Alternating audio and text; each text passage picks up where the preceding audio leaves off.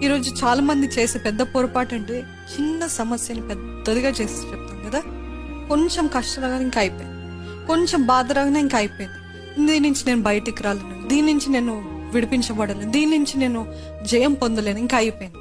మనం ఎంత పెద్దదిగా చేస్తే అది పెద్దగా కనిపిస్తుంది, దాన్ని ఎదుర్కోవడం కూడా పెద్ద కష్టంలాగా కనిపిస్తుంది. Tell it out loud. నేను ఎదుర్కొంటాను, నేను ఓడించగలుగుతాను, నేను ఈ శోధని జయించగలుగుతాను. I can say no. నేను వద్దు అని చెప్పగలుగుతాను, నేను చేయగలుగుతాను. వాళ్ళు ఏమనుకున్నా పర్వాలేదు, ఐ కెన్ డూ ఇట్ అని చెప్పండి. ఇంకా రాజీ పడుతున్నారు, ఇంకా అంటున్నారు, ఇంకా చిన్న వాటిని పెద్దదిగా చేసి చెప్తున్నారు. దేవుడికి కదా అనుకుంటే ఇట్లా ఒక చిటికతో అన్ని మార్చగలిగిన దేవుడు కదండి.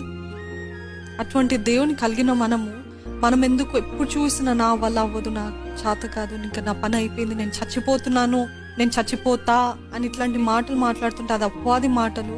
గమనించి